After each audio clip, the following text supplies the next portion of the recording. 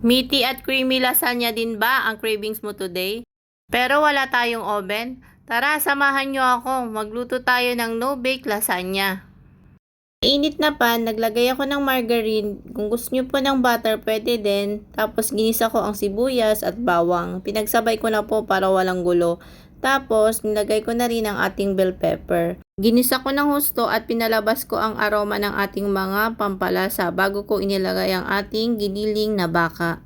Isa-gisa lang saglit at hinayaan ko siyang masangkot siya sa sarili niyang mantika. Pagkatapos niya, nilagyan ko na ng pampalasa tulad ng paminta at patis at hayaan lang natin siyang matuyo para magkaroon na rin ng lasa yung ating ground beef. After that, ilagay naman natin ang ating Italian style spaghetti sauce. Hinalo-halo ko lang ng very light at nilagyan ko siya ng maraming dry mixed herbs para Italian style talaga siya. At nilagyan ko rin siya ng isang beef cubes. Nagdagan ko rin siya ng paminta at saka ng sugar, pambalance lang sa ating lasa. After ng ilang minutes, ayan, ready na ang ating sauce. Kaya gagawa naman tayo ng ating white sauce. Set aside lang natin yan, tapos magsalang tayo ng isang pan. At dahil wala akong butter, margarine na naman ang gagamitin ko.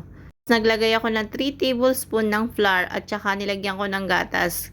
Haluin lang maigi hanggang matunaw yung flour. Tapos lagyan natin ng maraming cheese. Ayan, ready na rin ang ating creamy white sauce.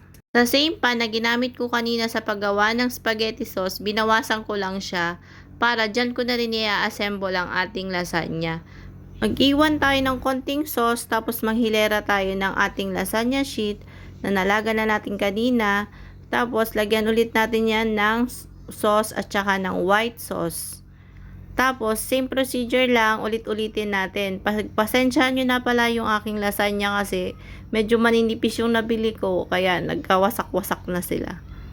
Pili na lang po kayo ng magandang quality ng lasagna kung gusto nyong itry ito.